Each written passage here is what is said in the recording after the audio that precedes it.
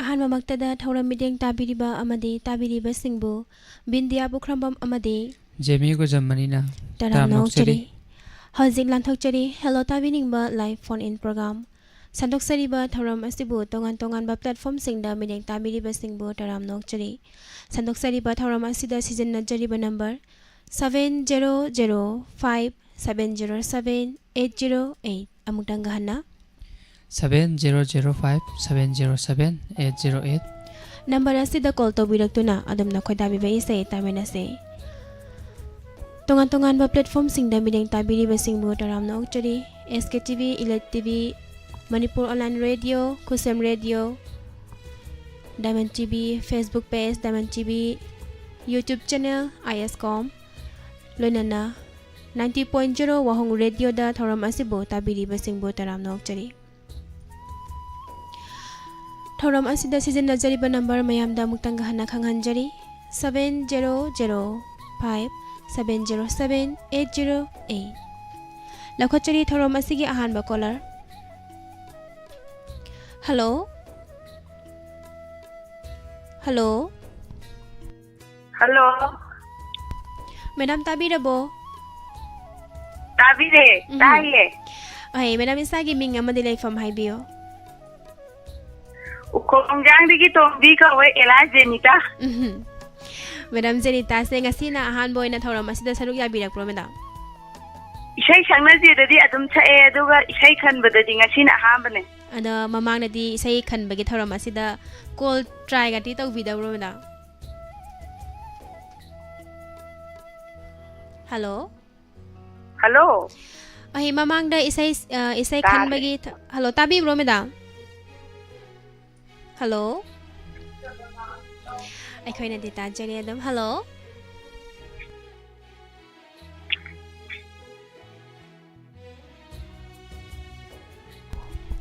Hello. Tarabo miss. Ay tajari madam tabirabo. Tare. Karamba isai khanbigadabano. Koiri na pham takivana tamba lagi tawdo. Yamna fazaba isai am khanbire. Haibiyo. Tabining mothra habake. Hai haibiyo madam. Akoi gi ine thasau mepra. Adagi ine taba. Adagi makhana ubi elai somen sari. Adagi akoi inong nupi thoibi. Adagi ai isa nupa sensen. Hai. Adagi ai isa nupa atomba yai puba. Akoi punna taminazarage. Hai. Yam nungaijare madam na khanbiragliba isai khadol tamjari mayam punna taminasi. Hoi, thank you. Thagachari. Khadol tamjari khanbiragliba isai Sangita Sungkhamgi khonjalda Amarjit Laurembamna thawai hapiriba isai khadol tamjari mayam punna taminasi.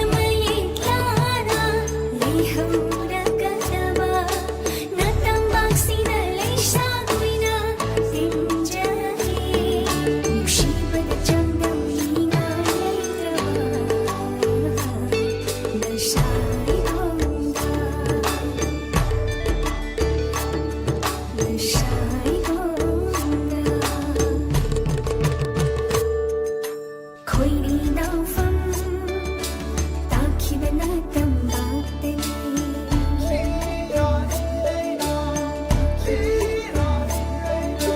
चिंतम देखी महै मरो नंगी लौबुक्तगी हराम तयमना चिन्ना चोंगा सानैखी नंग साई गुंडा सानैखी नंग साई गुंडा नुशीबत चंदम नीना इलनी तवा Imangi शुईना Imangi शुईना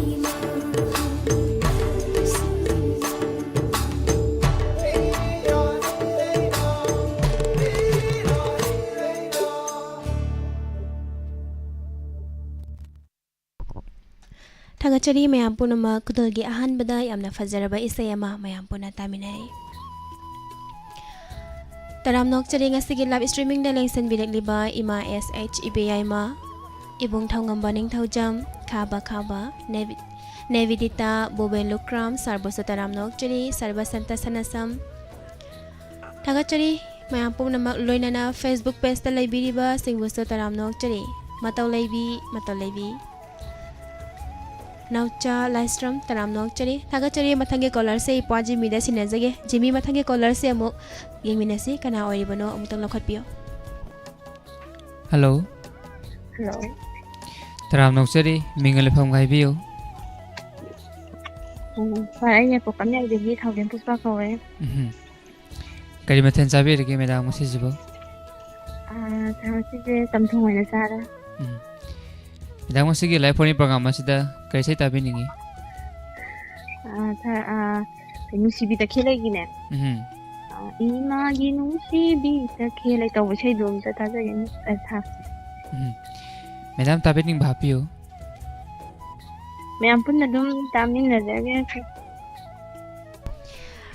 ngan badi yamna ngali ado chai sing unabirabo wa hangmanang haudre Thagachari mayam pumnama khanbirak libe se khodol tamjari taminase nungsibi takhelai film dagi Brojendro Wahingsa gi mayekta Gopina Sairang libe se Romesh amadi Nandesori apun magi khanjalda khodol tamjari taminase Takhile Noi baba se sawem langdra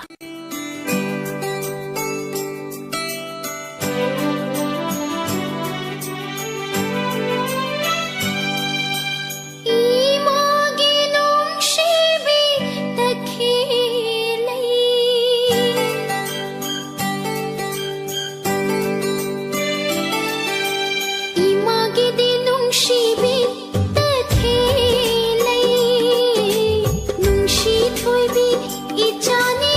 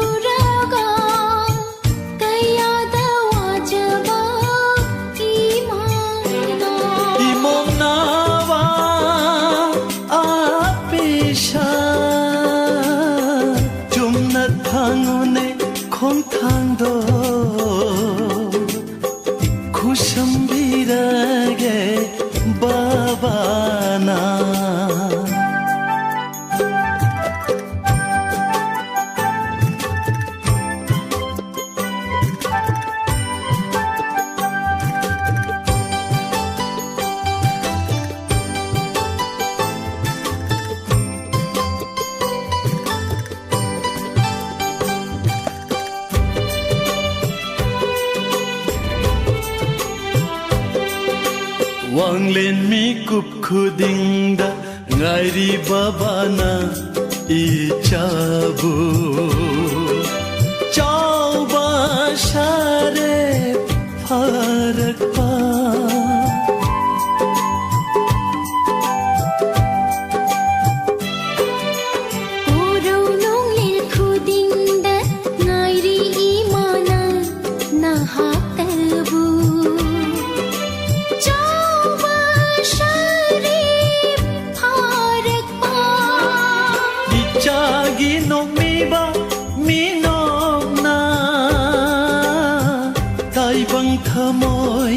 shumhat hallo punsigi shintha panglero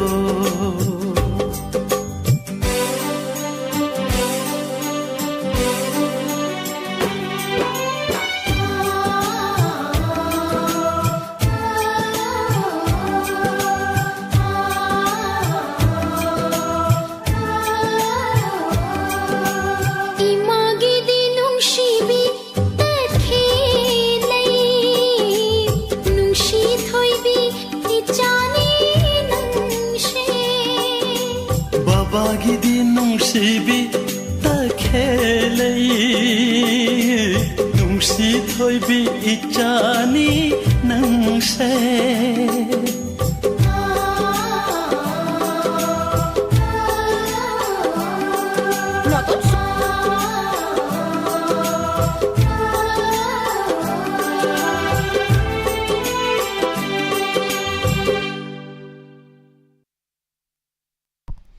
Thagachari me ampum namak live chat che wakhal gi rosna pek thale yam phaje rose yam na mayek seng na phaja hale taram nok chari ibung risi kuman ibung handi saya ima takhal tawrem pramo ichiran chita kaisam ima sh ibai ima taram nok chari thagachari mathange caller amuk lokhachari hello taram nok chari sir ming amadi leifam haibiyo. Good afternoon, Miss. Good afternoon. Good evening. Jimmy. Good afternoon. Good evening. Oh, good evening.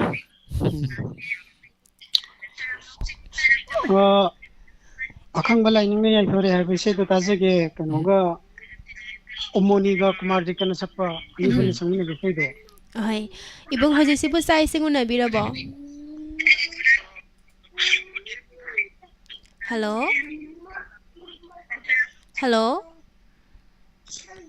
Ta da bro me. Hai ibung tabi ning basing happy ga dabro. Mama bang mani da paloge. Hai bio. Ulo religion de ke wai manglemba ai maro. Duga tawal wang ta dagi hindi laisam ai maro. Yamado horizon pisum dagi. Duga khaba. Nagi yamba joy moyang them duga koi gi live chat le gi ba unna wahong radio ta bi ba tongan ba platform sim ta bi rong man punna dum tam measure gi mis ai thaga chari ibung na khan birak liba ise khodol tam jari tamina se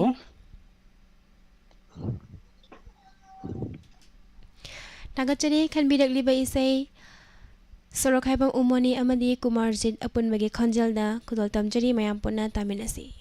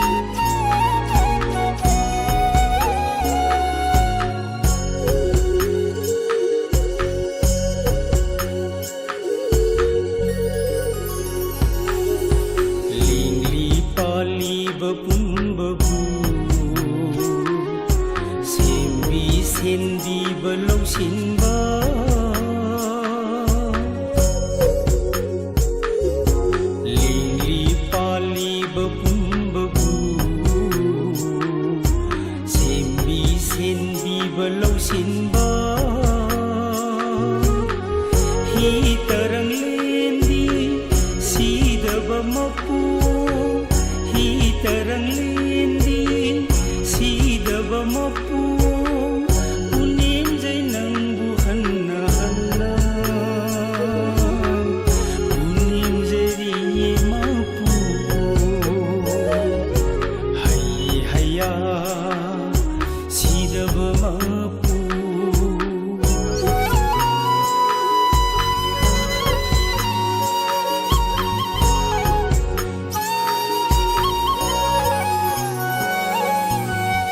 ꯑꯊꯣꯏꯕ ꯋꯥꯈꯜ ꯂꯧꯁꯤꯡ ꯃꯉꯥꯜ ꯄꯤꯕꯤꯌꯨ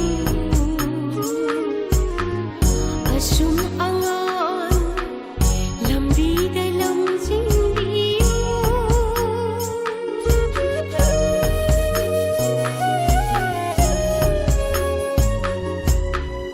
ꯑꯊꯣꯏꯕ ꯋꯥꯈꯜ ꯂꯧꯁꯤꯡ ꯃꯉꯥꯜ ꯄꯤꯕꯤꯌꯨ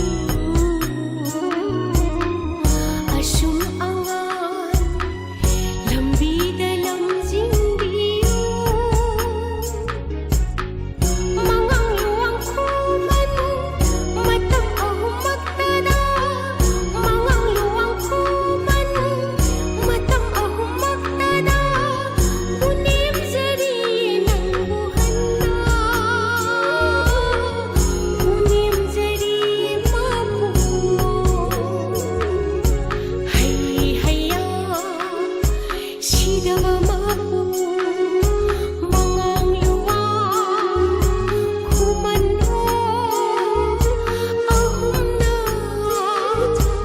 ꯑꯍꯨꯝꯅ ꯑꯃꯠꯇ ꯑꯣꯏꯕ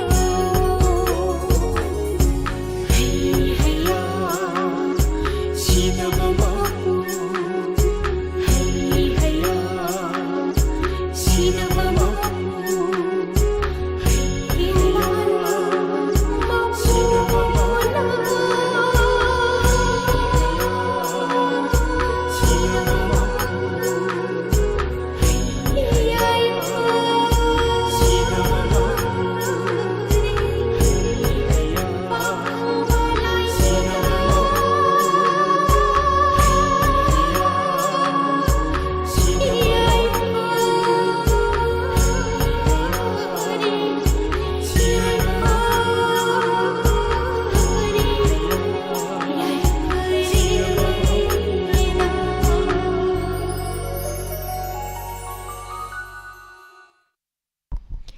ꯊꯥꯒꯠꯆꯔꯤ ꯃꯌꯥꯝ ꯄꯨꯝꯅꯃꯛ ꯀꯣꯂꯔ ꯃꯌꯥꯝꯒꯤ ꯃꯔꯛ ꯊꯠꯂꯒ ꯑꯩꯈꯣꯏ ꯏꯄ꯭ꯋꯥ ꯖꯤꯃꯤꯗꯒꯤ ꯏꯁꯩ ꯑꯃꯇꯪ ꯂꯥꯟꯊꯣꯛꯆꯍꯜꯂꯛꯀꯦ ꯃꯌꯥꯝ ꯄꯨꯟꯅ ꯇꯥꯃꯤꯟꯅꯁꯤ ꯏꯄ꯭ꯋꯥꯗꯒꯤ ꯏꯁꯩ ꯑꯃꯇꯪ ꯖꯤꯃꯤ ꯏꯁꯩ ꯍꯧꯔꯁꯤ ꯑꯗꯨꯗꯤ ꯍꯣꯏ ꯏꯁꯩ ꯑꯃꯇꯪ ꯁꯛꯄꯤꯔꯣ ꯀꯣꯂꯔꯁꯨ ꯂꯥꯛꯇꯨꯅꯗꯤ ꯂꯩꯔꯦ ꯀꯣꯂꯔ ꯉꯥꯏꯍꯥꯛꯇꯪ ꯂꯥꯏꯟꯗ ꯂꯩꯕꯤꯌꯣ ꯍꯧꯔꯁꯤ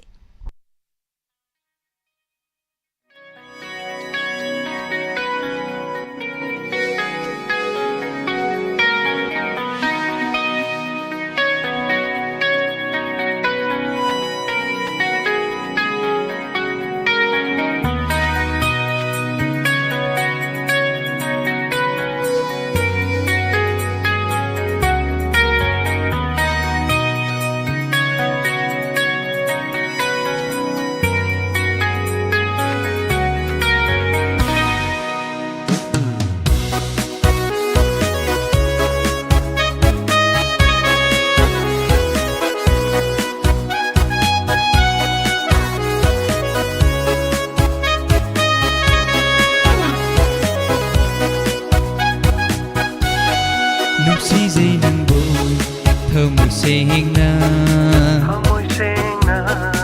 ꯑꯍꯥꯟꯕ ꯊꯦꯡꯅꯕ ꯃꯤꯀꯨꯞꯇꯨꯗꯒꯤ ꯉꯥꯎꯔꯨꯔꯦ ꯍꯥꯏꯔꯣ ꯅꯨꯡꯁꯤ ꯑꯃꯨꯛꯇ ꯑꯩꯒꯤ ꯄꯥꯎꯈꯨꯝ ꯄꯤꯕꯤꯌꯨ ꯍꯥꯏꯕꯤꯌꯨ ꯑꯩꯕꯨ ꯅꯨꯡꯁꯤ ꯍꯥꯏꯅ ꯅꯨꯡꯁꯤꯕꯤ ꯅꯪꯒꯤ ꯆꯤꯝꯕꯥꯜꯅ ꯅꯨꯡꯁꯤꯖꯩ ꯅꯪꯕꯨ ꯊꯃꯣꯏ ꯁꯦꯡꯅ ꯑꯍꯥꯟꯕ ꯊꯦꯡꯅꯕ ꯃꯤꯀꯨꯞꯇꯨꯗꯒꯤ ꯉꯥꯎꯔꯨꯔꯦ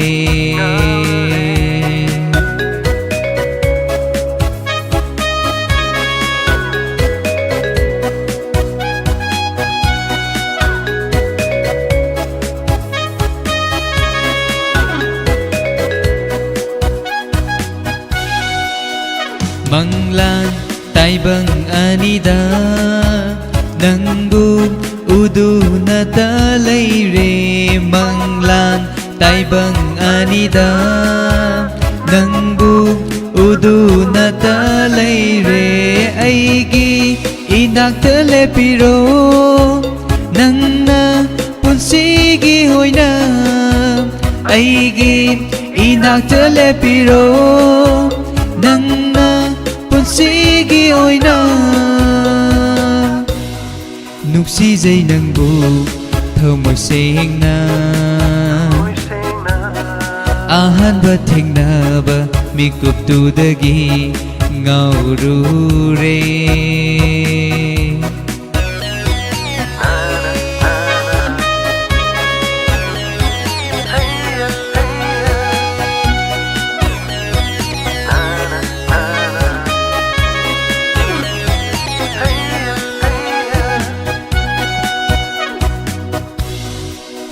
Nangi nuksiba minokta ngaure aidi pung ngaure Nangi nuksiba wahaida pung sumhapire aibu oijage nangse aitagi nangbu punsigi hoina oijage nangse aitagi Nangbu punsigi hoina Nuksizay nangbu thamoy sengna Ahanba thengnaba mikuptudagi ngaurure Hairo nukse amukta aigi pakhum pibiyo Haibiyo aibo nuksi haina Nuksibi nangi simbalna Nuksizay nangbu thamoy sengna Ahanba thengnaba mikuptudagi ngaurure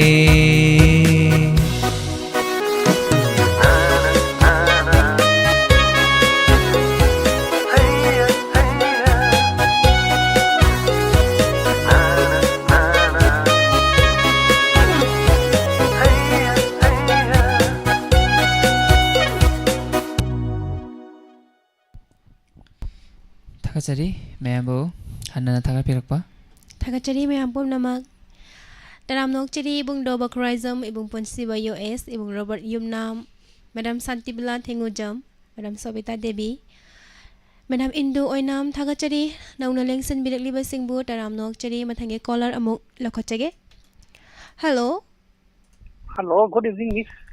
Good evening sir Ming Lei from Haibio Phone tawhir bai morang kapu sajit tagi lawak dinendro. Sir karambe sai khanbi gadabano Miss Oinam Swami Kuman Sakpa Kinu Kaina Redo Pamjana Lamna Redo Hari Sedu. Pazagi. Yamna fazaba sai ama khanbire sir hauji sibu sai sing unabirabo Tashi hak walling hak loidore. Nakang di wali haijabata. Hai kari tawbiramino sir adomak thawram ase saruk ya biramiro Sum thor sim try to German. Hai sir na khanbirak pai sai se tabining basing happy gadabro sir Tabining maje light satleri ba pun makapun na nuwaina tamin nazar game. Hai thagachari sir na khanbirak li bai sai khudol tamjari taminasi Thank you. thagachari khudol tamjari Subas Bepiagi mayekta Oinam Swami Kumar na sakli bai sai taminasi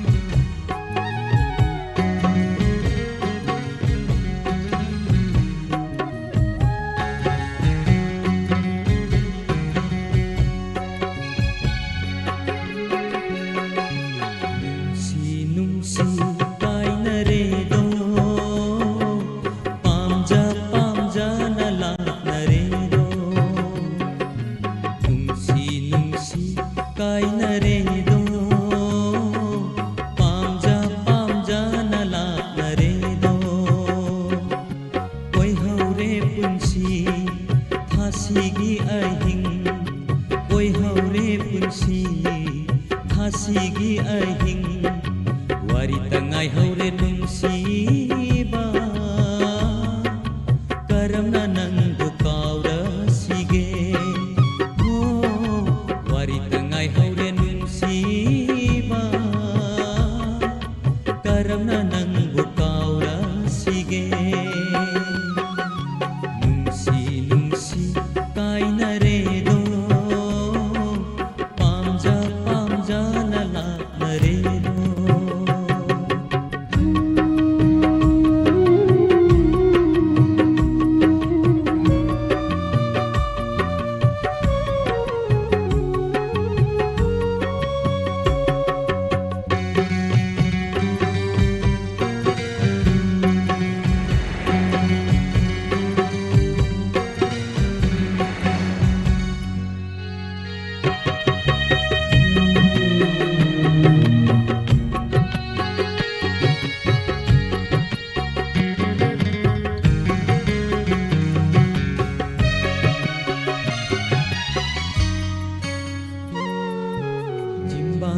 ꯕꯤꯗꯥ ꯄꯤꯈ꯭ꯔꯕꯁꯨ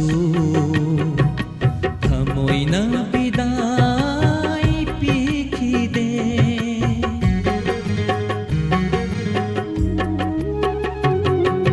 ꯆꯤꯝꯕꯥꯅ ꯕꯤꯗꯥ ꯄꯤꯈ꯭ꯔꯕꯁꯨ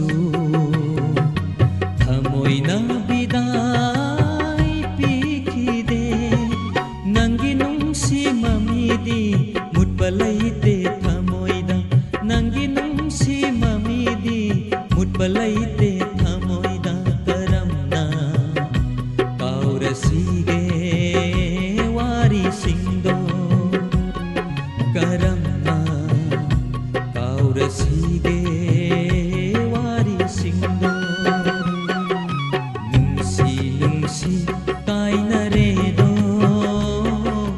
ꯄꯥꯝꯖ ꯄꯥꯝꯖꯅ ꯂꯥꯛꯅꯔꯦꯗꯣ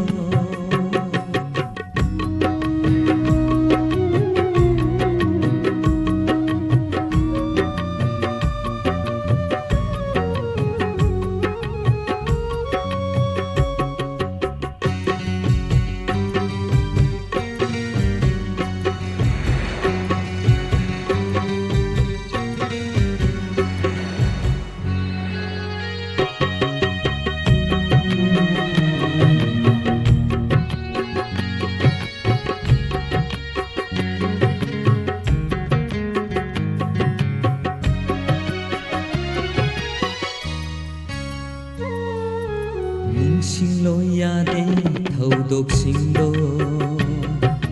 ꯀꯥꯎꯊꯣꯛꯄ ꯉꯝꯗꯦ ꯊꯃꯣꯏꯅ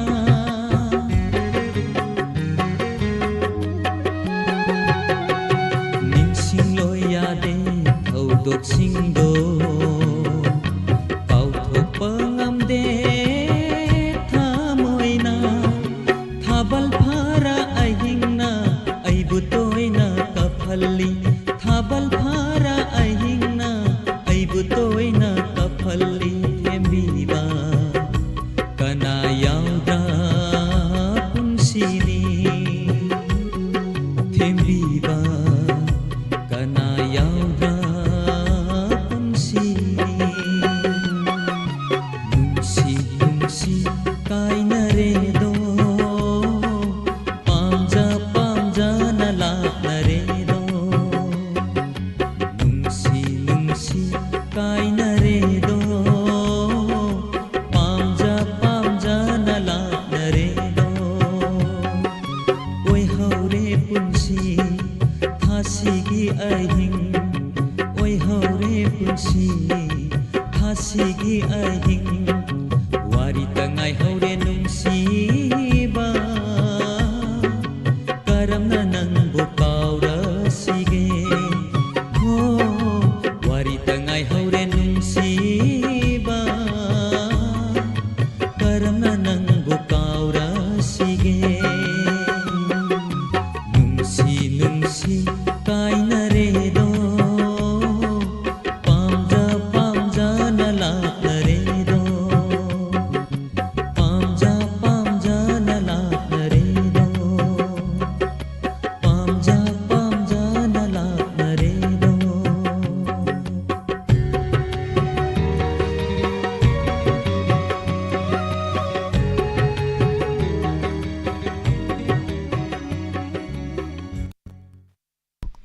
ꯊꯥꯒꯠꯆꯔꯤ ꯃꯌꯥꯝ ꯄꯨꯝꯅꯃꯛ Facebook ꯄꯦꯖꯇ ꯅꯧꯅ ꯂꯦꯡꯁꯟꯕꯤꯔꯛꯂꯤꯕꯁꯤꯡꯕꯨ ꯇꯔꯥꯝꯅ ꯑꯣꯛꯆꯔꯤ ꯅꯤꯇꯥ ꯊꯤꯌꯥꯝ ꯔꯥꯅꯤꯇꯥ sir Ibomcha Meitei ꯇꯔꯥꯝꯅ ꯑꯣꯛꯆꯔꯤ Johnson ꯑꯁꯦꯝ Jackson ꯑꯁꯦꯝ Monica ꯅꯥꯃꯩꯔꯥꯛꯄꯝ ꯇꯔꯥꯝꯅ ꯑꯣꯛꯆꯔꯤ ꯊꯥꯒꯠꯆꯔꯤ ꯃꯊꯪꯒꯤ ꯀꯣꯂꯔ ꯑꯃꯨꯛ ꯏꯄ꯭ꯋꯥ ꯖꯤꯃꯤꯗ ꯁꯤꯟꯅꯖꯔꯤ ꯖꯤꯃꯤ ꯃꯊꯪꯒꯤ ꯀꯣꯂꯔꯁꯦ ꯑꯃꯨꯛ ꯌꯦꯡꯕꯤꯌꯣ ꯀꯅꯥ ꯑꯣꯏꯔꯤꯕꯅꯣ Hello. Hello. Hello. Hello, tabirabo. Hello Hello call lokhochare Hello. Sa tabirabo. Tazere. Hello. Sir, hamda mingale pham khai biyo. Phone to jere wei to long tab de Hindi lasham. Sir, ke mathen sabirage ngasi jibo. Sakti sajadri sebo thonge. Sir, ngasi ki live phone program masida kari sai tabiningi. Lala si pan film dagi. Sarita Gasmin sakpa. Nangi wakan kan bada ai kuding tumale. Ana se o sei ta chagi. Yamna fazaba ise ma khanbire ibung ado saksa sadri na haibi kari tawbiramino Sangai ramini ai ta re chan. Sei ta na. Mathen sibu ibung sebol khatang honari ro atay atopa yaudra Sebo lama dagi singju teno mandi. hai Nga ngaupa ta yaw. ai nakan na khut haido fam khara di happy ba Khut pai hai ta. tabi ning basing happy ga dabroi bo Wow, itu tabi riba dagi Diamond TV yang biriba Diamond TV live chat ta le biriba. Koi phone tawda phangdraba mayam da dedicate tawjaraga changa ngau pun tamin jare. hai adati ibung na sumati amang thokpirame makha tarak pasidi ibung saisak pidagi mayam puna amang taminase khudol tamjari khudol tamjari lala sipal film dagi Sarita Gasmir ge khonjelda khudol tamjari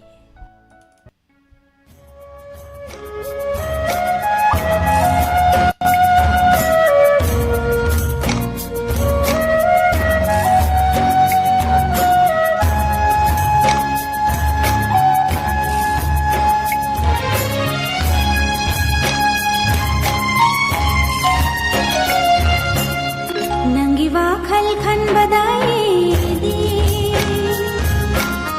अहिं को दिन तुम दनले निगोनो रे अलगे मोलांग शे इरा तन जोती तुम जो नंगी वाखल खन बदाई अहिं को दिन तुम दनले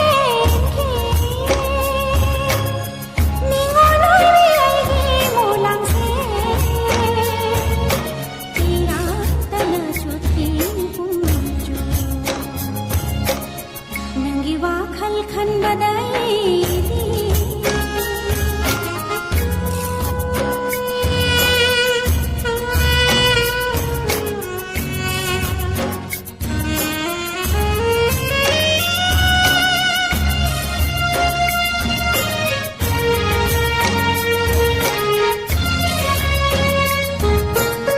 नुशी बगिनी नंद मैचा मैदिना थमोइला का खुदिङ ओम्दोना चाक्लकले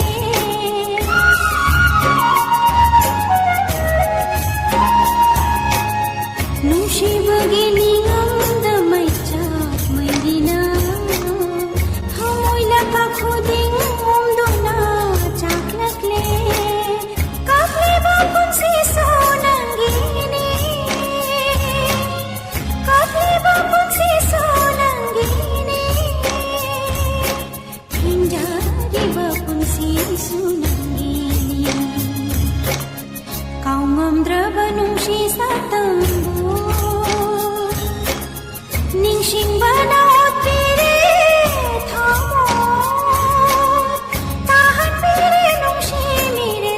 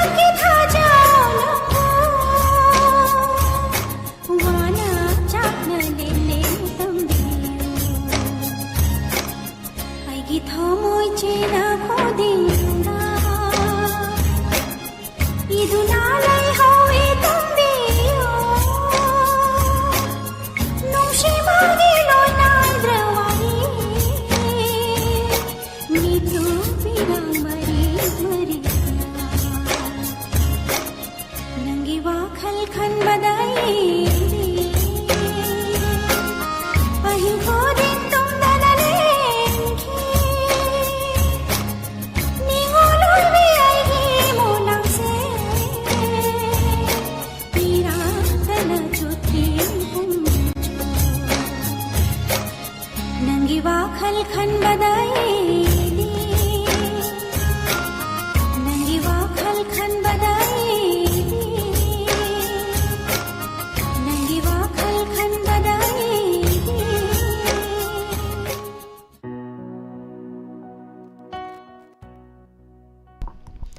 Thagachari Nauna Lengsin Birakliba Singbo Taram Nokchari Good evening Ache Laisam Rosini Ima Kunjesori Radio Friend Lover Taram Nokchari Ima Kedabati Konthojam Sarthaunajam Surzit Joya Elangkai Romi Adikari Mayum Madam Taram Nokchari Mathange caller Amuk Lokhachigi Hello Hello, good evening then.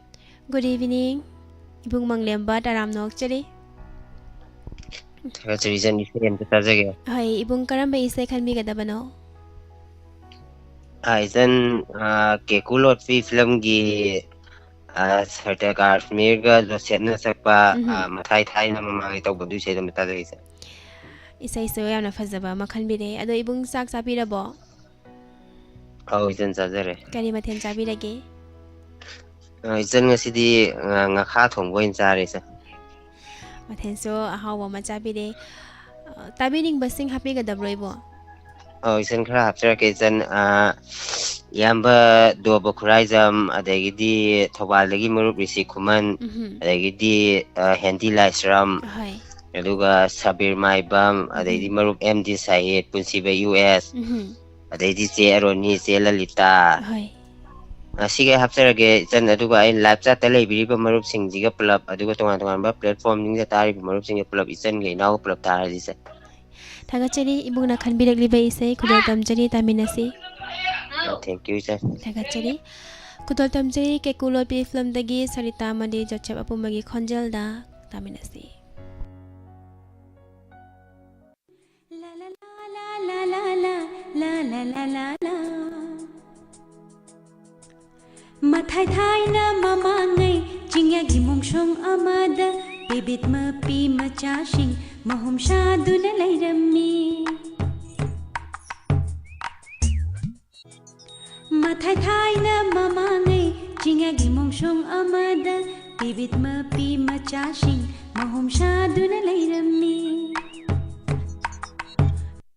Lili kaka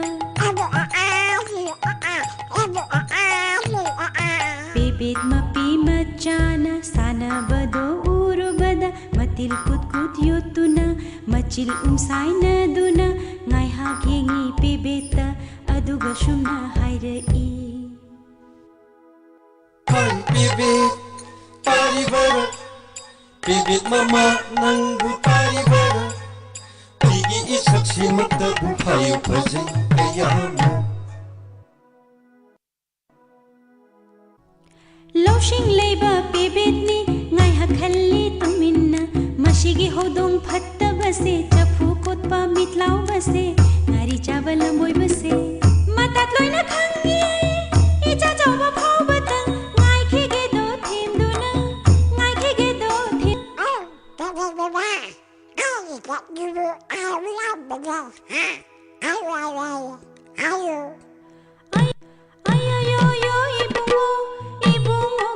Shakti ishing punbo athanba ho shangba ya chunba ngari paringa chumba warki thaya langangba adu makku fajido mithom hongba yadeda lakli nongma ho dong do lamboi ngari chabado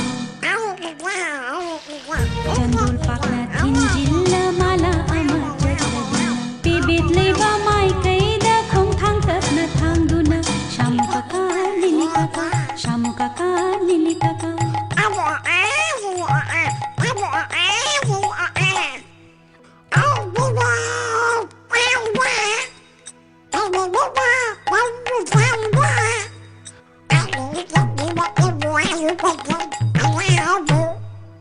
Adudagi bebet mapido saurakle thina launa sari Haya haya hamdong saktiba Ngari jahabul lamboy ba Ngari jahabul lamboy ba Nang nabuk kayam phajani hai bage Chapu kot ba hamok tay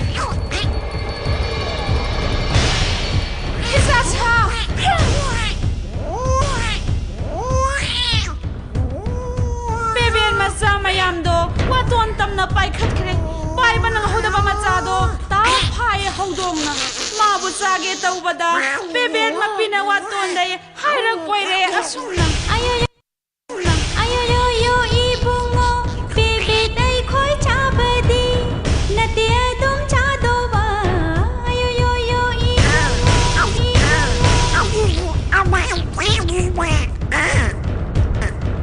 ꯃꯥꯕꯨ ꯆꯥꯕꯤꯒꯦ ꯍꯥꯏꯔꯕꯗꯤ ꯐꯖꯅ ꯏꯔꯨꯖꯕꯤꯔꯣ ꯂꯥꯇꯣꯟ ꯑꯃꯗ ꯍꯥꯞꯄꯤꯔꯒ ꯅꯨꯡꯁꯥꯗ ꯃꯇꯨ ꯃꯃꯥꯟ ꯀꯪꯍꯜꯂꯨ ꯑꯗꯨꯒ ꯆꯥꯕꯤꯌꯨꯗꯣ ꯍꯥꯎꯒꯅꯤ ꯍꯧꯗꯣꯡ ꯂꯝꯕꯣꯏꯕ ꯑꯄꯪꯕ ꯄꯦꯕꯦꯠ ꯃꯋꯥ ꯂꯧꯗꯨꯅ ꯄꯦꯕꯦꯠ ꯃꯆꯥ ꯑꯇꯣꯝꯕꯤ ꯏꯔꯨꯖꯕꯤꯔꯦ ꯐꯖꯅ ꯂꯥꯇꯣꯟ ꯑꯃꯗ ꯍꯥꯞꯂꯗꯨꯅ ꯅꯨꯡꯁꯥꯗ ꯐꯧꯗꯣꯛꯄꯤꯔꯦ ꯀꯪꯍꯜꯂꯦ ꯃꯇꯨ ꯃꯃꯥꯟ ꯈꯤꯡꯂꯛꯂꯦ ꯄꯦꯕꯦꯠ ꯃꯆꯥ ꯑꯇꯣꯝꯕꯤ ꯃꯁꯥ ꯈꯞ ꯇꯧꯔꯛꯂꯦ ꯄꯦꯕꯦꯠ ꯃꯄꯤꯅ ꯋꯥꯇꯣꯟꯗꯩ ꯏꯆꯥ ꯇꯣꯝꯕꯤ ꯈ꯭ꯔꯪ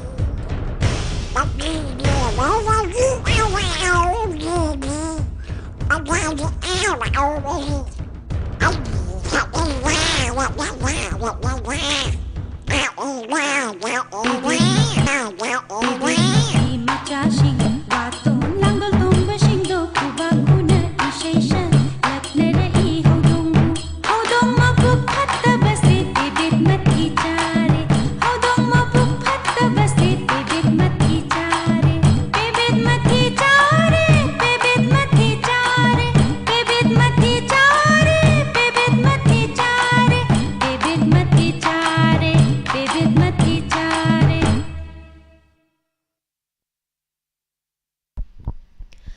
ꯊꯥꯒꯠꯆꯔꯤ ꯃꯌꯥꯝ ꯄꯨꯝꯅꯃꯛ ꯃꯊꯪꯒꯤ ꯀꯣꯂꯔ ꯑꯃꯨꯛ ꯂꯧꯈꯠꯆꯒꯦ ꯍꯜꯂꯣ ꯍꯜꯂꯣ ꯇꯔꯥꯝ ꯅꯣꯛꯆꯔꯤ ꯁꯥꯔ ꯃꯤꯡ ꯑꯃꯗꯤ ꯂꯩꯐꯝ ꯍꯥꯏꯕꯤꯌꯨ ꯇꯧꯖꯔꯛꯏꯕ ꯑꯩꯁꯦ ꯅꯝꯕꯣꯜ ꯐꯣꯏꯖꯤꯡ ꯆꯤꯅꯤꯡꯗꯒꯤ ꯍꯋꯥꯏꯕꯝ ꯏꯕꯣꯇꯣꯕ ꯁꯥꯔ ꯏꯕꯣꯆꯧꯕ ꯀꯔꯝꯕ ꯏꯁꯩ ꯈꯟꯕꯤꯒꯗꯕꯅꯣ ꯂꯝ ꯍꯦꯜꯂꯕꯤ ꯊꯃꯣꯏꯁꯤꯅ ꯍꯥꯏꯔꯤꯕ ꯏꯁꯩꯗꯒꯤ ꯅꯪꯒꯤ ꯑꯗꯨꯒꯨꯝꯕ ꯃꯤꯅꯣꯛꯇꯨꯅꯅꯤ ꯑꯩꯅ ꯍꯥꯏꯔꯤꯕ ꯏꯁꯩꯗꯣ ꯑꯝꯇ ꯈꯟꯖꯒꯦ ꯇꯨꯝꯗꯅ ꯃꯪ ꯂꯩꯕ ꯌꯥꯝ ꯐꯖꯕ ꯏꯁꯩ ꯑꯃ ꯈꯟꯕꯤꯔꯛꯑꯦ ꯁꯥꯔ ꯇꯥꯕꯤꯅꯤꯡꯕꯁꯤꯡ ꯍꯥꯞꯄꯤꯒꯗꯕ꯭ꯔꯣ ꯗꯥꯏꯃꯟ ꯇꯤꯚꯤ ꯌꯦꯡꯕꯤꯔꯤꯕ ꯋꯥꯍꯣꯡ ꯔꯦꯗꯤꯑꯣ ꯇꯥꯕꯤꯔꯤꯕ ꯈꯨꯠꯁꯦꯝ ꯔꯦꯗꯤꯑꯣ ꯇꯥꯕꯤꯔꯤꯕ ꯂꯥꯏꯚ ꯆꯥꯠꯇ ꯂꯩꯕꯤꯔꯤꯕ ꯃꯌꯥꯝꯒ ꯇꯥꯃꯤꯟꯅꯔꯒ ꯄꯨꯂꯞꯅ ꯊꯥꯒꯠꯆꯔꯤ ꯁꯥꯔꯅ ꯈꯟꯕꯤꯔꯛꯂꯤꯕ ꯏꯁꯩ ꯈꯨꯗꯣꯜ ꯇꯝꯖꯔꯤ ꯇꯥꯃꯤꯟꯅꯁꯤ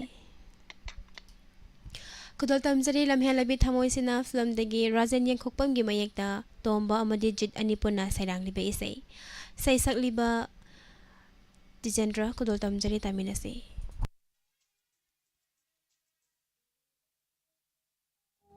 ꯅꯪꯒꯤ ꯑꯗꯨꯒꯨꯝꯕ ꯃꯤꯅꯣꯛꯇꯨꯗꯅꯤ ꯑꯩꯅ ꯇꯨꯝꯗꯅ ꯃꯪꯂꯤꯕ ꯅꯪꯒꯤ ꯑꯗꯨꯒꯨꯝꯕ ꯃꯤꯠꯌꯦꯡꯗꯨꯗꯅꯤ ꯑꯩꯅ ꯄꯣꯊꯥꯐꯝ ꯈꯪꯗ ꯂꯦꯜꯂꯤꯕ ꯅꯪꯒꯤ ꯑꯗꯨꯒꯨꯝꯕ ꯃꯤꯅꯣꯛꯇꯨꯗꯅꯤ ꯑꯩꯅ ꯇꯨꯝꯗꯅ ꯃꯪꯂꯤꯕ ꯅꯪꯒꯤ ꯑꯗꯨꯒꯨꯝꯕ ꯃꯤꯠꯌꯦꯡꯗꯨꯗꯅꯤ ꯑꯩꯅ ꯄꯣꯊꯥꯐꯝ ꯈꯪꯗ ꯂꯦꯜꯂꯤꯕ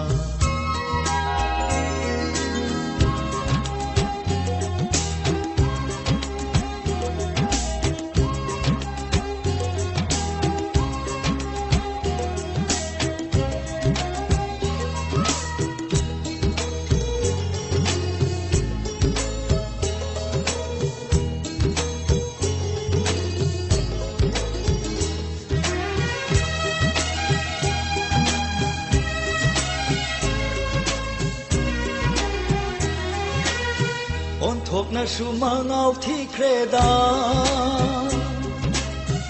ꯑꯄꯥꯝ ꯅꯨꯡꯁꯤꯒꯤ ꯋꯥꯈꯜ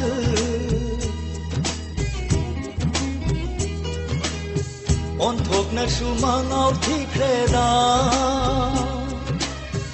ꯑꯄꯥꯝ ꯅꯨꯡꯁꯤꯒꯤ ꯋꯥꯈꯜ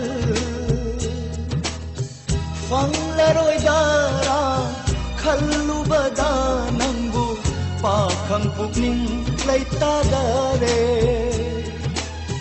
फंगलरोइदारा ꯈꯜꯂꯨꯕꯗ ꯅꯪꯕꯨ ꯄꯥꯈꯪ ꯄꯨꯛꯅꯤꯡ ꯂꯩꯇꯥꯗꯔꯦ ꯅꯪꯒꯤ ꯑꯗꯨꯒꯨꯝꯕ ꯃꯤꯅꯣꯛꯇꯨꯗꯅꯤ ꯑꯩꯅ ꯇꯨꯝꯗꯅ ꯃꯪꯂꯤꯕ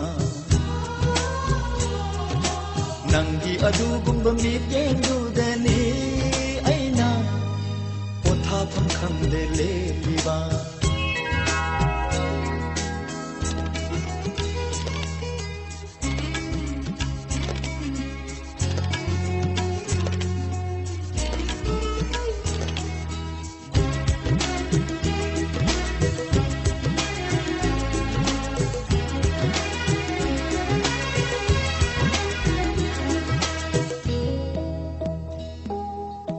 ꯋꯥꯉꯥꯡꯗꯕꯤ ꯅꯪꯒꯤ ꯅꯇꯧꯅ ꯊꯣꯏꯅ ꯍꯦꯟꯅ ꯅꯨꯡꯁꯤꯍꯜꯂꯦ ꯋꯥꯉꯥꯡꯗꯕꯤ ꯅꯪꯒꯤ ꯅꯇꯧꯅ ꯊꯣꯏꯅ ꯍꯦꯟꯅ ꯅꯨꯡꯁꯤꯍꯜꯂꯦ ꯂꯣꯟꯅ ꯌꯦꯡꯂꯛꯄ ꯍꯨꯔꯥꯟ ꯃꯤꯠꯌꯦꯡꯗꯨꯅ ꯊꯣꯏꯅ ꯍꯦꯟꯅ ꯆꯥꯛꯍꯜꯂꯦ ꯂꯣꯟꯅ ꯌꯦꯡꯂꯛꯄ ꯍꯨꯔꯥꯟ ꯃꯤꯠꯌꯦꯡꯗꯨꯅ ꯊꯣꯏꯅ ꯍꯦꯟꯅ ꯆꯥꯛꯍꯜꯂꯦ ꯅꯪꯒꯤ ꯑꯗꯨꯒꯨꯝꯕ ꯃꯤꯅꯣꯛꯇꯨꯗꯅꯤ ꯑꯩꯅ ꯇꯨꯝꯗꯅ ꯃꯪꯂꯤꯕ ꯅꯪꯒꯤ ꯑꯗꯨꯒꯨꯝꯕ ꯃꯤꯠꯌꯦꯡꯗꯨꯗꯅꯤ ꯑꯩꯅ ꯄꯣꯊꯥꯐꯝ ꯈꯪꯗꯦ ꯂꯦꯞꯂꯤꯕ ꯅꯪꯒꯤ ꯑꯗꯨꯒꯨꯝꯕ ꯃꯤꯅꯣꯛꯇꯨꯗꯅꯤ ꯑꯩꯅ ꯇꯨꯝꯗꯅ ꯃꯪꯂꯤꯕ ꯇꯨꯝꯗꯅ ꯃꯪꯂꯤꯕ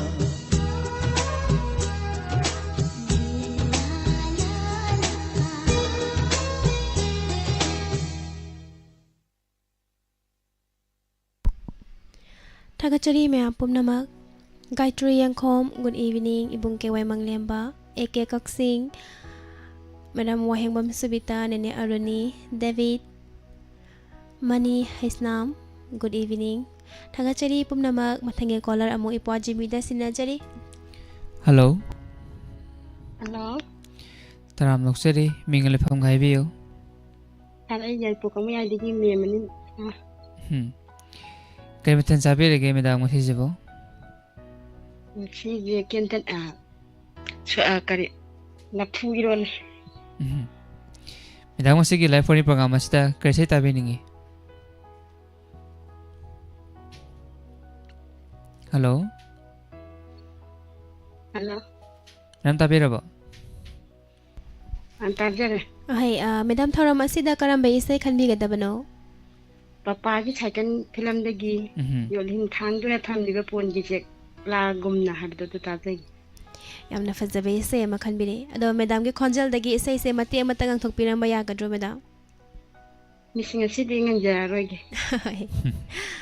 adane sai sakpi dagi punna tamina se tabining basing happy ga dabro madam abining basi amani dang hapsa hoge miss ay biyo Landhoni Nandini Lirik Macha Herab Dehe Sananvi Anita Premila Naukja Sama Kondon Sana Surmala Radha Moi Hingi Puna Tamina Jaragami Tagachari Madam na khanbi dagli ba isay kudol tamjari tamina se Tagachari miss Kudol tamjari papage cycle film dagi Boroning thauja gi mayekta sorry senjamna sairang li ba isay Say sak libasing sorry senjam amadi pusparani kudol tamjari taminasi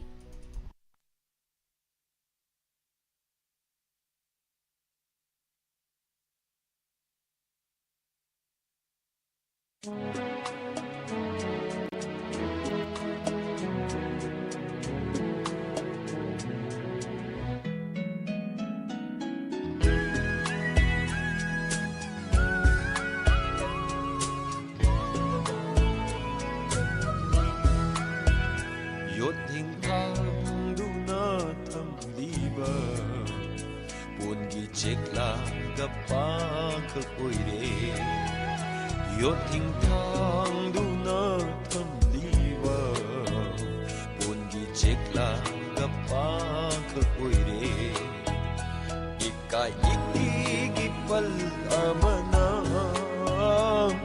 kay ipal amana Malinga at tiyaga una-una Lakshindaba namdraba matawgam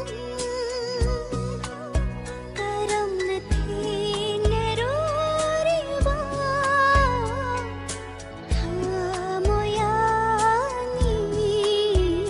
yot hing thang du na tham liba pon gi chekla ga pa khagoi re pon gi chekla ga pa khagoi re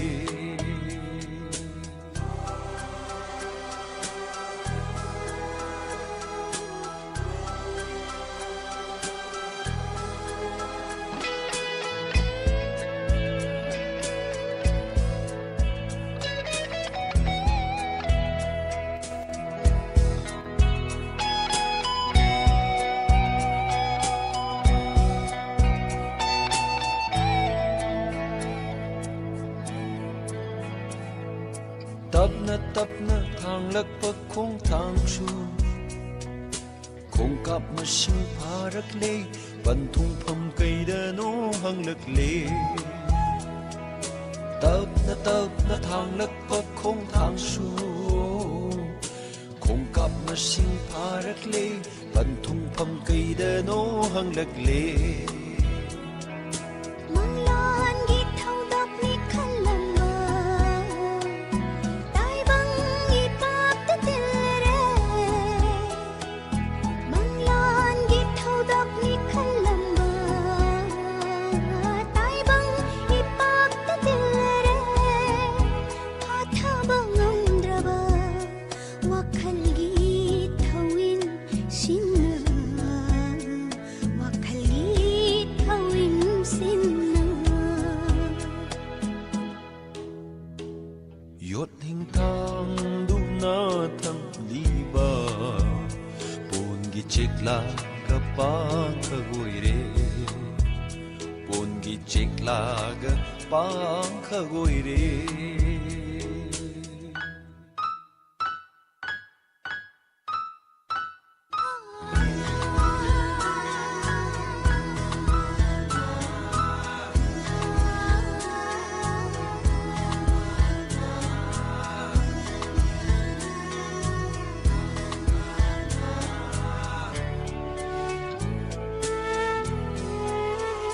jakaya hau khare habung kaya lan khare jakaya hau khare habung kaya lan khare basant ki tang lava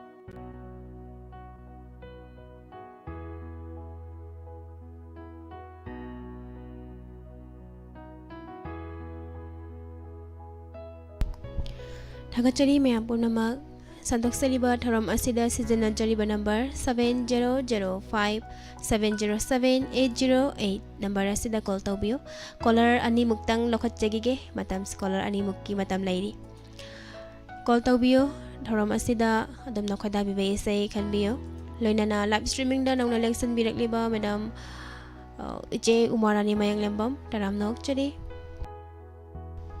ebong MD Said Khan Maibam Premita Laima Taram Nokchari Thai Pima Thoksom Tagachari Mayam Pumnamak Sir Kunjamayum Yorin Bamaite Good evening Hidang Mayum Niki se ukida mayam na kuire Taram Nokchari Nene Aruni Akoy Jam Taram Nokchari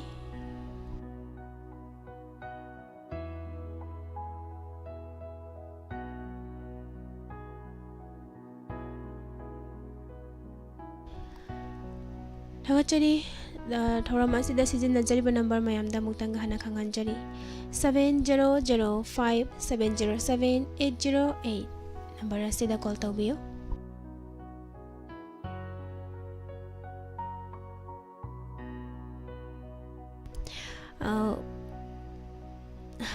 mayam call lakpa ngai boina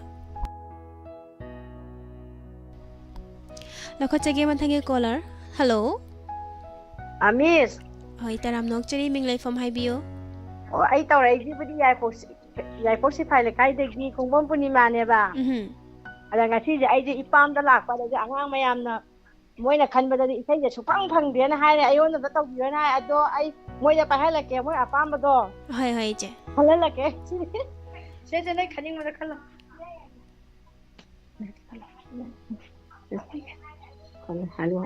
hello hello Ming amadi lay from haibiyo lay from yai fok up yai da gi usarani usarani kari mathen jabi lage ngasi do iromba nga nga thongwa nga sare hai ado usarani ngasi ahan boy na wari sanaba se sada kari phauge harawa nungai phawe pakhat padi phaubra phawe ado karamba ise khan gadabno usarani Puswarani na sakpa awawa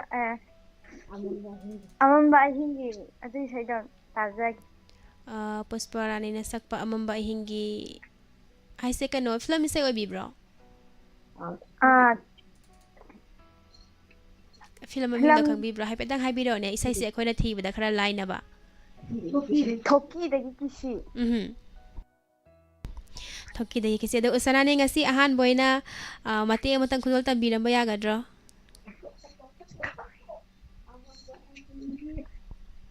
Hello caller call ahan ma phang bani ne isai mate ma gang thong ba ya bro Yang hai kitang dangang thora awawa hingi amamba nomikong awaba hingi amamba koktuna ningtabagi numit thonglagli mangda habtang jage hayam haike tabi ning basing happy ga dabro sarane hello usarane tabi bro isai so fazaba makhala me aduga kawbo se tanadre thagachari akhoi imung manunga hello tajari haibiyo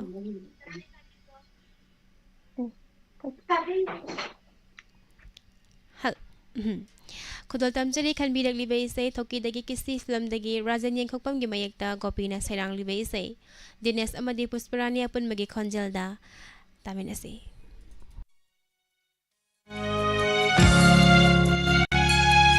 Awaba ahingi amamba koktuna ningtambagi numit thorakle mangda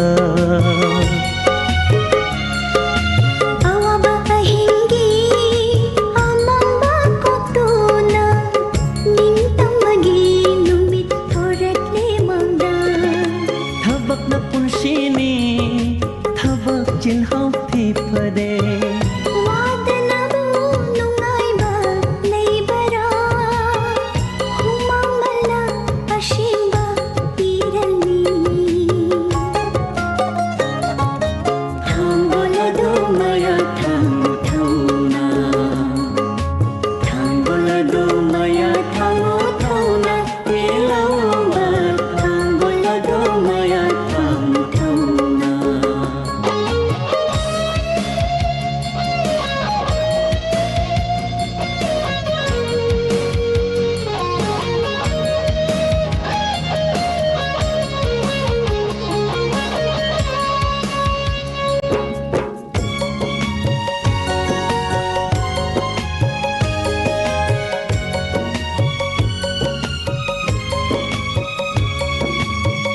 हिंगनबा थीबदा पुंसीगी लानफमदा अखोइना कनाबु तीरुगनी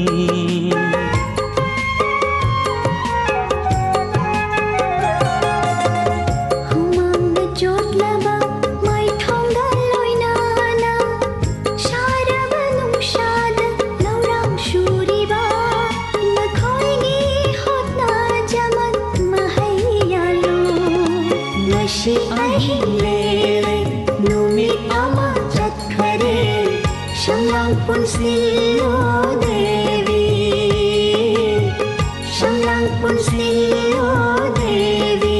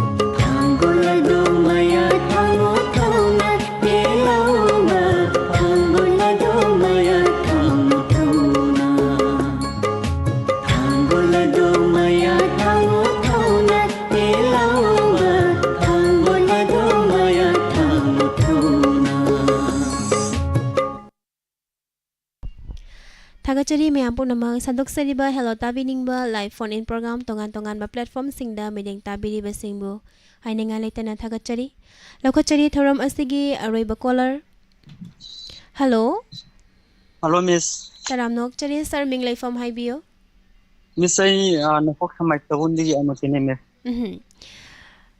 sir se thoram asida sarugya birak pase ngasi ga kayarak subi bano miss nasiga Paraga mga poki panggari miss.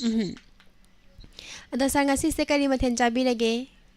Miss nasi je saugri ma ngaya baka pogam tagdare duga usul kansu maga kadare miss. Yamna samna du magsana ba mathela ma chabi le karambe se khanbi ga dabano. Miss aroi banate filan dagi kunji behari na kunji behari ka dagi pi mami no ko fok miss kana abok Nati tawi se damda tajek miss. Aroi banate film dagi. Oi miss. Starta bining basing happy gadabro. Miss nasi di tabi ne meeting ke hapsa rege miss. Wahong radio Diamond test le nu am tabi de basing pulap wona dediket on top rege miss. Ai di ithanda tage har to malore. Thaga chari sir na khanbi dagli be se kudol tam jari tamina se. Thank you miss. Thaga chari. Kudol tam jari Khanbirak libay say aroy banate film dagi Cassie Robin amadi Premila punbagi mayekta ST Jendrana serang libay say Brahmachari mayong kunjavihari amadi Sunita Nepram Kudol tamjari tamina say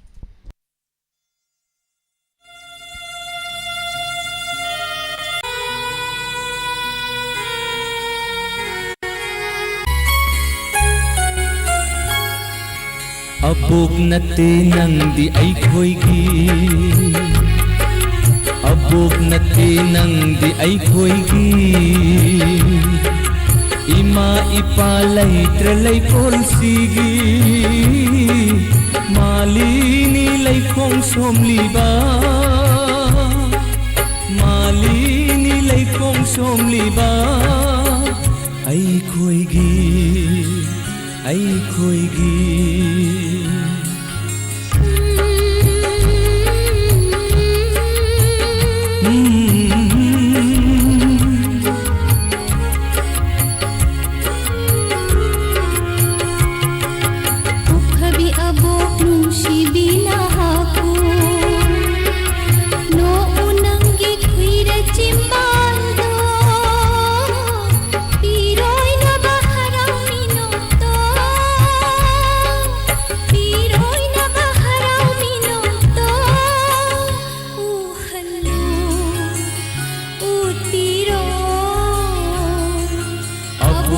Nandi अइखोइगी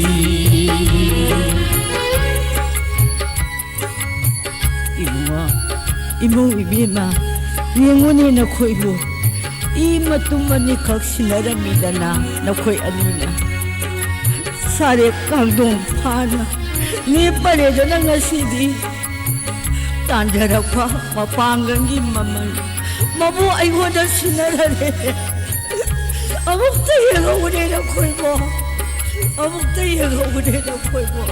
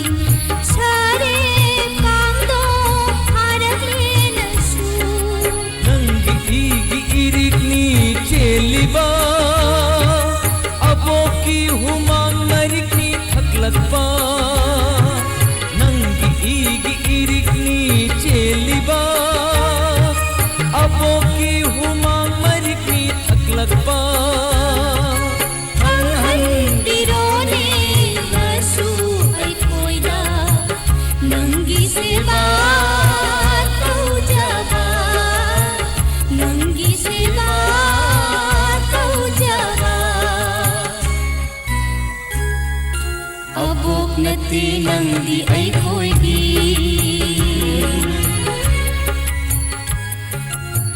लैसिन पोमाय हांगदुना खमनुंग लेबाक तुदगी अमुक्तदी येंगउको ब्रायरबी कना लैतबी नमा अइना issue अनिबु मिमा नहनबदी ngमद्रेदो लाइरम लेदा वारौगनुको नखुइ अनि इबाबु वारौगनुको इबाबु वारौगनुको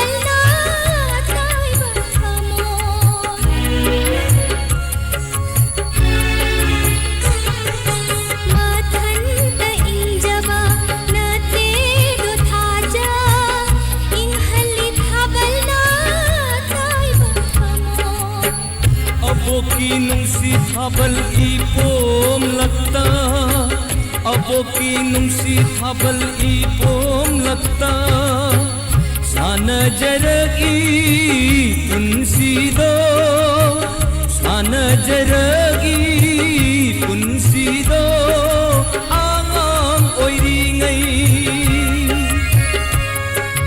नंगी तंपानी इमा की Tampa नंगी थौजानी ईश्वरी थौजाल नंगी तंपानी इमा की Tampa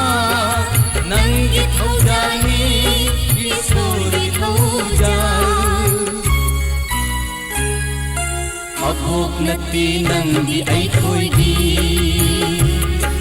abok nati nangdi ay ko'y ima ipalay talay ko sige malilay kong sumiba malilay kong sumiba ay ko'y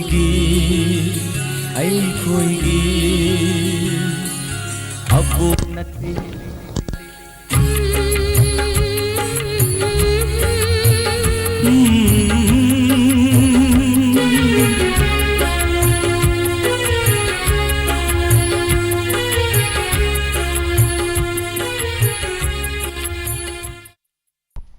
Thagachari mayam pumnamang sandok sariba thoram asibo mideng tabiriba singbo haningai laitana thagachari thoram asigi loislakbo ina ipaji midage isaya matang kudol tamjari mayam puna taminasi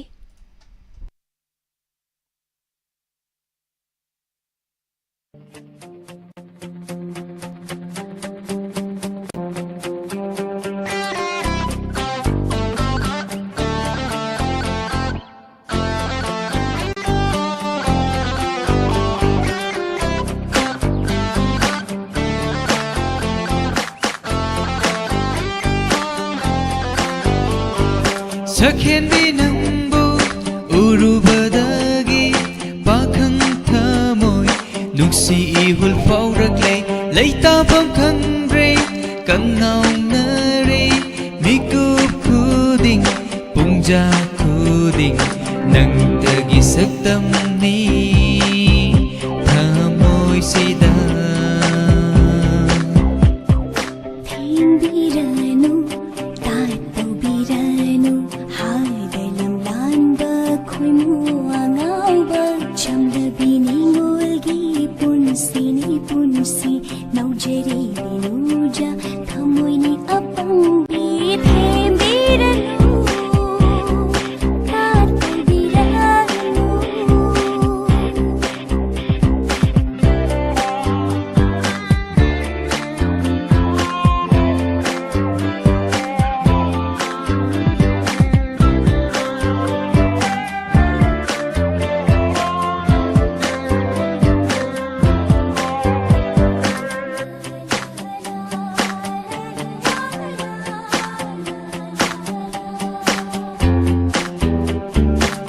Thamoy bu irang hawaliba nanggi miing nanggi maito Laita handre mikup kuding da Thamoy sina nang bunung si hairi Thamoy bu irang hawaliba nanggi miing nanggi maito Laita handre mikup kuding da Thamoy sina nang bunung si hairi Nuza nang busakhin bi Nuza nang busakhin bi Ayo kita dan lajlik lagu Manjiri bipang laningol git thamoy bu Lamnan ba mangaw tiba Nanggi dong shi ipang kuda Namandahan bigay kan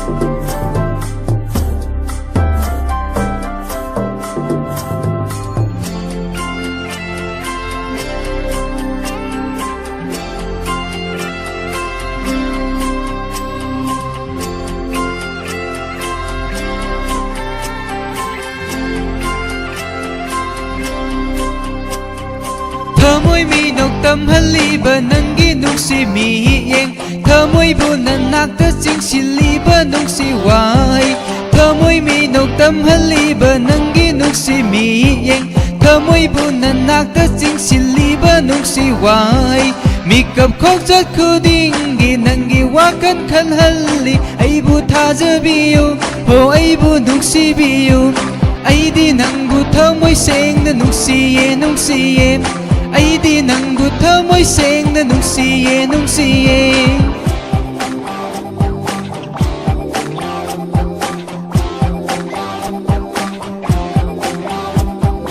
ꯁꯛꯍꯦꯟꯕꯤ ꯅꯪꯕꯨ ꯎꯔꯨꯕꯗꯒꯤ ꯄꯥꯈꯪ ꯊꯃꯣꯏ ꯅꯨꯡꯁꯤ 이훌 ꯐꯥꯎꯔꯛꯂꯦ ꯂꯩꯇꯥꯐꯝ ꯈꯪꯗ꯭ꯔꯦ ꯀꯪꯉꯥꯎꯅꯔꯦ 미급 쿠딩 봉자 쿠딩 낭떠기 삭담니 타모이시다